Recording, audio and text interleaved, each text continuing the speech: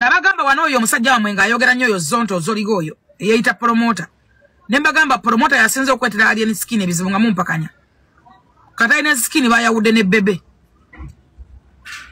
Right, olunaku olwaleero bwe twogerera ssaawa zino eno amawulire si malungi eri abawagizi ba Alien Skin. Nkugambye poliisi yakumusalako anytime from now. Omukulu byebekulu bekubye ebikonde haraki byonna ogenda kubeerangaho binyonyoka naye nga tetunagendeyo vidiyo eno badde nsaba osooka ogimpireka like wate nabakubeeranga nawe subscribing awo subscribing wegatte ku mukutu gwaffe guno. Olunaku olwaleero Fullfigure avuddeyo n'atuleetera obwina basinga atuleete tumanye kubanga Alien Skin olunaku olwaleero abadde alina performing ambali naye teyalabiseeko ate nga basajja bamuwadde ki bamuwadde sente yatidde abasajja bayinza okukola ki okumukuba kigambibwa okubeera nga omukulu amanyikiddwa nga byebekulu oluvannyuma lw'okubeera nga abacyankalanye Alien Skin bacyankalanye nno bubi nnyo njagala osobola bakatambi kano nga Fullfigure akunyura tumaye tuyongereyo ombulendoozi mu comment section mulowooza Alien Skin anamala kuno eno Uganda oba ajja kumala mukomera.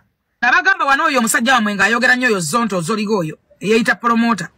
Ne mbagamba promoter yasinze okwetera Alien Skin ebizibu nga mumpakanya. Kataine Skin bayawudde ne bebe. Bayawudde bubi nnyo. Nabagamba nga nawanga Alien Skin sente z'abantu nga takola. Nentwala sente z'abantu nga azibba natakola. Nga mugamba Fullfigure alimba. Kati ye ne bebe kulu berengera bulengezi n'okwewuliza tebakyewuliza. Buli muntu kijja kumutuukako. Buli muntu agamba nti gwe mubi gwayogera kijja kutuukako. Ogambe omukazi ayogera nga ekintu kyali kituufu. Tebasobola kwerengera. Mulowooza lwaki? Nabagamba mawaya asombedde Alien ebizibu. Amwawudde na buli muntu. Abambira buli muntu alowooza amugattako kumba amutoolako. Netiwaka lwaki buli mwagamba netiwaka nfu?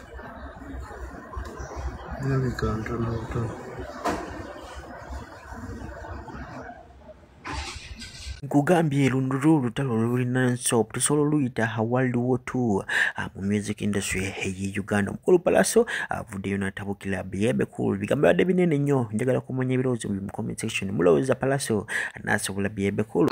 Mbadde ku stage mbadde ku TikTok n'endaba Kamiri musimanye abanene Uganda tuli babiri nze ne Bebekulu mbadde nfudde twandi Kamiri mwagala nyumpulidde nga njagala yita mu TikTok oba mukuba oluyi munene muche mpoze emikono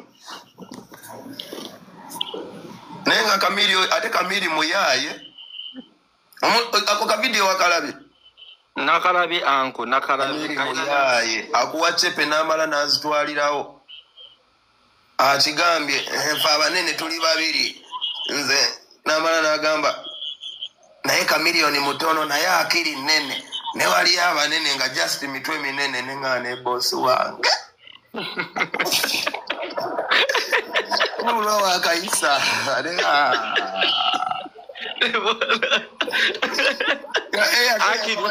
okimanya akayisiza mu akiri nene nalyoka kwawulira ne mu banene engeri gye bajja okuba abanene naye Kamiri mutono naye akiri nene. Bebekulu ali ku Lofiti. Lofiti kigwe kiki kyonyumya omumanyi oyo. Awo tomunyongera. Oyo omusajja nali namugoba. Olabanga bondeetera musajja wo. Oyo namugoba emyaka nga 8 emabega. Nemba ndi ne Kamiri nangamba ono muganda wange mukwano gwange tubadde naye. Muri reconciliation Kamiri n'ategekayo neso y'abamayanja ey'ekiwaatule. N'abansirizo muyimbirako nga boss wange yangambye. Ate na boss wange bwalwala ate n'agenda ne wizo n'ensigalawo nzekka. Sebo ogusajja ogwo nengena nenguyimbirako ekiwaatule tegwansasula tegwankubira yadde essimu enneebaza.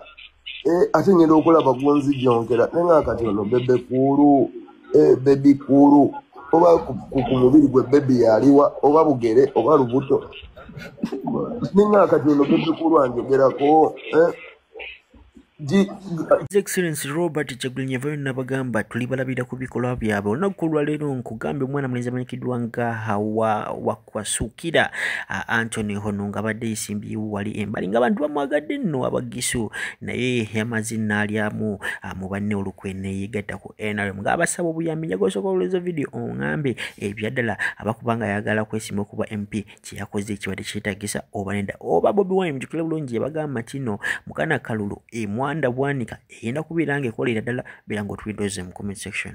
Wasukira Mzeiju Barebe Mwaziju. What is your business at the moment? I'm a worker. Honorable Minister, I'm humbly requesting for your help. Trade Association. Honorable Skiriza nange nzija kukyalireko mu office yo. You are most welcome, Minister. Leo masaba manyire kusiruwaza for a very long time. Kwafunire shizi usheka masanyalazi shifo che usindihira Minister of Energy and Minerals bali kusindihira Youth Minister. Youth Minister ngirira waina ubiye kamasanyalazi nga kuli ni Ruth nanka birowe kamasanyalazi kulashina baka usindihirayo kulashina baka usindihire opoloti assistant wewe ushitegera ariwaza wako kubandu nga bawasukira baina yaho kanihamba zarahutes wera mu parliament ibakupa olokosesi mu pa street uyuta ere yoti committee bulishizi bushirini minister washu nga no habona minister of road si kuli ni General Katumba Wamala nga wakanire hukanya kubye kimisuweji simanyi suweji binanu byose zana biri ni Sam Mugisho cheptori saliyo wawulire herethi kuli ni Acheng Ruth irindi bali bulishindu ukutika bala mchimiza bala mu mutika binana byesu umuti Minister of the Youth nabonano ni Yesu kwaberenga kulikuta imutoto bakusindihira bala because wabonange fe bamaza bakushiri backward eyantambase wasukira that oya imanyanga ni committee ya caucus mu parliament banyala bamuwashiri fota oyu mwana ashiri mutindi nibinda abitegere manyanga ni constitution ya Uganda achitegere. Salamu alaykum agati nakalembe omusemi wedduwa boba wenyiyembeere embi yankusomere ku dduwa abali ebweru mirimu giganye papula zesibye kino kyekyoto kwensabira omukisa kobe ng'odiriddawa waliwe nkusabira n'ofuna emikisa kyobola bangabirira ebinyonyi ebitalina kyakulya naawe atalina mulimu jankusomere ku dduwa ofuna omukisa eno ennyanja kwesula buli kimu ekisira ne kiba kikujjudde nekikasuka mu nnyanja nekikunta nekigenda nze agati nakalembe kambawe namba yange yeno 0752375 temuddeyo nemwabakira ebizibu mukoye ku namba yange eno. Kubanga yabuukira etokota bebe kulu yabuukira etokota nze nkubuulira abuukira etokota nze sagala mwetemewuunya kyembagamba okubuukira etokota